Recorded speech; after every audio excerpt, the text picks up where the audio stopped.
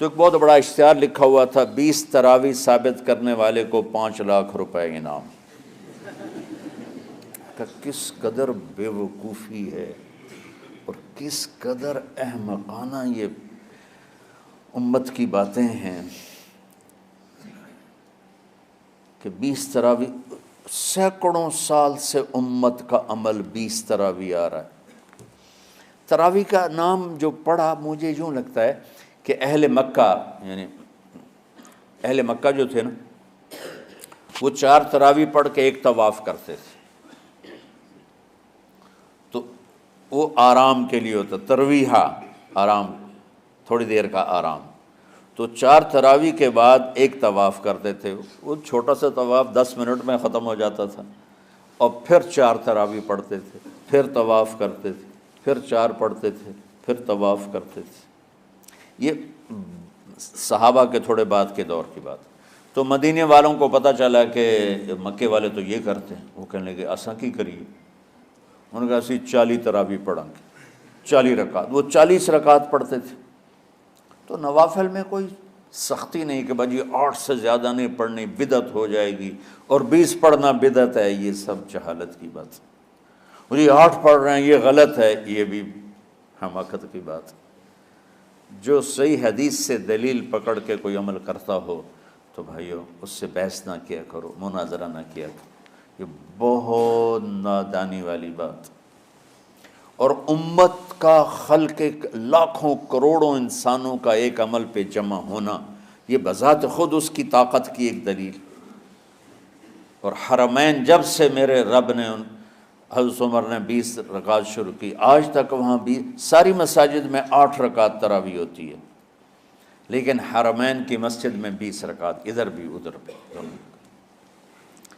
اور یہ جو وہ وہاں ختم قرآن پہ دعا نہیں مانگی جاتی، یہ کس کا عمل ہے؟ حضرت عثمان کا۔ حضرت عثمان نے اپنے دور خلافت میں تراویح پڑھانے والے سے کہا جب قرآن ختم کرو تو دعا کرنا۔ وہ کہنے لگے جی کیا دعا کروں؟ کہ جو تیرے دل میں آیا کرنا۔ تو ختم قرآن کی رات تراویح کی آخری رکعت میں من الجنت والناس کے بعد دعا کے لیے ہاتھ اٹھانا، یہ حضرت عثمان رضی اللہ تعالیٰ عنہ نے اس کو زندہ فرمایا۔ اور امام دعا کرتا تھا 1 منٹ 10 منٹ 20 منٹ جتنے بھی، اور پیچھے لوگ آمین کہتے تھے۔ وطر کی جماعت نہیں ہوتی تھی، وطر کو باجماعت حضرت مولا علی رضی اللہ تعالیٰ عنہ نے شروع کی کہ وطر کو بھی باجماعت پڑھا جائے۔ تو یہ ان کی سنت ہے کہ وطر کو باجماعت پڑھا گیا۔ تو اب یہ لہٰذا یہ سارے سنت جو کام ان خلفۂ راشدین سے ہوا وہ بھی سنت ہے۔ تو اللہ نے ہمیں ایک عبادت دے دی کہ میرا قرآن پڑھو اور سنو۔ پہلی امتوں کو تراویح کیوں نہیں تھی یا قیام اللیل کیوں نہیں تھا؟ کہ ان کو اپنی کتاب یاد ہی نہیں ہوتی تھی، وہ اپنی کتاب کے حافظ نہیں ہوتے تھے، وہ اپنی کتاب یاد ہی نہیں کر سکتے تھے، صرف نبی کو یاد ہوتی تھی۔ اللہ نے ہمارے لیے کتنا آسان کر دیا کہ 7 سال کے یہ چھوٹے چھوٹے بچے قرآن یاد کر رہے ہیں، 70 سال کا بوڑھا قرآن یاد کر رہا ہے۔ یہیں یہ مولوی یوسف صاحب کا ساتھی تھا یا پتہ نہیں ان سے پہلے تھا، سلمان، مولوی سلمان، آج کل امریکہ میں ہوتے ہیں، ہماری ایک شاخ چلا رہے ہیں ماشاءاللہ۔ وہ شروع میں یہاں تھے، تو یہاں تراویح پڑھانے کے لیے ہمارے پاس حافظ کوئی نہیں تھا، وہ حافظ نہیں تھے، وہ صبح بیٹھ کے شام تک ایک سپارہ یاد کرتے اور رات عشاء کی نماز میں سنا دیتے۔ 30 دن میں قرآن یاد کر کے سنا دی۔ مطلب یہ سنی سنائی بات نہیں، ہمارے اسی حسنین، اسی ممبر اور محراب کی بات کہ یہیں اسی مسجد میں انہوں نے صبح سے مغرب تک یاد کرتے تھے اور پھر عشاء میں کھڑے ہو کے سنا دیتے تھے۔ پیچھے ہوتے تھے لقمہ کوئی دینے والا شاید، لیکن بہت خوبصورت پڑھ کے ایک دن میں یاد کر کے سنا دیا۔ اور ایک مجھے نام بھول گیا، 3 دن میں قرآن یاد کیا، 10 سپارے ایک دن میں یاد کیے، 10 دوسرے دن میں یاد کیے، 10 تیسرے دن میں یاد کیے۔ وَلَقَدْ يَسَّرْنَاهُ لِلذِّكْرِ وَلَقَدْ يَسَّرْنَا الْقُرْآنَ لِلذِّكْرِ فَهَلْ مِن مُدَّكِرٍ۔ تو اللہ تعالیٰ نے اس کو نصیحت کے لیے بھی آسان کیا ہے اور یاد کرنے کے لیے بھی آسان کیا ہے۔ کوئی کتاب پہلے یاد نہیں ہوتی تھی کسی کو، ماشاءاللہ تم میں کتنے حفاظ بیٹھے ہیں اللہ کے فضل سے۔ اور جب میں ذرا ہمت میں تھا تو میں 3 دن میں قرآن سنتا تھا تراویح میں، 10 سپارے ایک رات میں، 10 سپارے اس سے اگلی 10 سے، پھر ہفتہ ہو گیا، پھر 10 دن ہو گئے، پھر اب 15 دن ہو گئے، اب 20 دن بھی ہو جاتے ہیں۔ شروع میں 3 دن میں، اور یہیں ہمارے مدرسے کے بچے جو مجھے سناتے تھے اور ماشاءاللہ کہیں نہیں اٹکتے تھے۔ ایک تو اسلام آباد میں ہوتا ہے اور ایک اب جنید ہے وہ امریکہ میں ہوتا ہے۔ تو اللہ تعالیٰ نے اس طرح، اور ادھر اور کراچی میں اشعار لگے ہوتے ہیں، 10 دن میں قرآن ختم، 1 ہفتے میں قرآن ختم۔ یہ وہاں اشتہار لگے ہوتے ہیں، بھئی آپ ہمارے پاس آ کے تراویح پڑھیں، ہم ہفتے میں قرآن ختم کر دیں۔ ٹھیک ہے، تو اللہ نے ہمیں رات کی نماز عطا فرمائی، اور چونکہ یہ ایک مشقت ہے تو میرے نبی نے کہا یہ رات کی نماز کے ہر سجدے پر 1500 نیکی لکھی جاتی، 1500 نیکی لکھی جاتی۔ اور اللہ تعالیٰ ہر سجدے پر جنت میں ایک محل بناتا ہے جس کے 60,000 سونے چاندی کے دروازے ہوتے ہیں،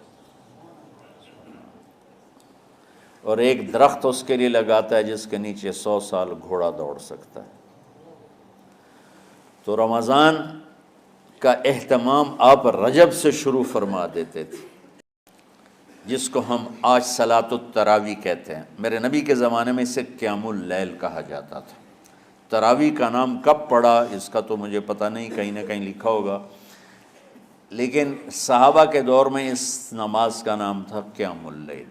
اس لیے حضرت عائشہ رضی اللہ تعالیٰ عنہ کی روایت ہے جس سے 8 رکعت والے حضرات استدلال کرتے ہیں کہ رمضان اور غیر رمضان میں، اس کو امام بخاری نے قیام اللیل کا ہی عنوان دیا ہے، آپ نے 11 رکعت سے زیادہ نماز نہیں پڑھی۔ ایک ضعیف روایت میں ہے کہ آپ نے 3 دن پڑھائی نماز، یہ تو صحیح روایت ہے۔ کتنی رکعت پڑھائی؟ تو ایک ضعیف روایت میں ہے کہ 20 رکعت پڑھائی۔ اچھا، ضعیف روایت سے عبادت ثابت نہیں ہو سکتی، حکم شرعی۔ تو جب حضرت عمر رضی اللہ تعالیٰ عنہ نے سب کو، اب میرے نبی کے دور میں 3 دن کے بعد آپ تو آئے نہیں کہ کہیں فرض نہ ہو جائے، تو صحابہ اپنے طور پر قرآن سنتے تھے ٹولیوں میں۔ صدیقی دور میں 2 سال وہ فتنوں میں گزرا، تو اس میں بھی اسی طرح چلا کہ ٹولیوں میں ہوتے تھے۔ حضرت عمر رضی اللہ عنہ کے زمانے میں حکومت مضبوط ہو گئی، طاقتور ہو گئے، تو ابتدائی سالوں میں نہیں، چند سالوں کے بعد اب مسجد میں تشریف لائے تو لوگ اس طرح کوئی 4 ادھر 4 ادھر 5 ادھر 10 ادھر 20 ادھر، تو کہنے لگے ان کو ایک امام پہ جمع کر دیا جائے تو کتنا اچھا ہوگا۔ تو آپ نے سب کو اکٹھا کیا اور ابی بن کعب رضی اللہ تعالیٰ عنہ کو امام بنایا، اور سب کو ایک نماز پہ جمع کر کے 20 رکعت کا حکم عطا فرمایا۔ تو حضرت عمر کا یہ عمل اس حدیث کو مضبوط کر دیتا ہے کہ چونکہ میرے نبی نے کہا علیکم بسنتی و سنت الخلفاء الراشدین من بعدی، کہ میری اور میرے خلفاء راشدین کی سنت پر مضبوطی سے عمل کرنا۔ تو حضرت عمر کا جو 20 رکعت طے کرنا ہے، اگر ان کا اپنا اجتہاد ہے تو بھی ہمارے لیے عمل کے لیے کافی ہے، اور اگر ان کو یہ یاد ہے کہ میرے نبی نے 20 پڑھی تھیں تو اور زیادہ اچھی بات ہے۔ لیکن بہرحال جو 8 پڑھتا ہے ہمارا اس پہ بھی کوئی اعتراض نہیں، چونکہ وہ بھی حدیث کے ساتھ بات کرتا ہے، اور باقی پوری امت 20 پڑھتی ہے ان پر بھی اعتراض نہیں۔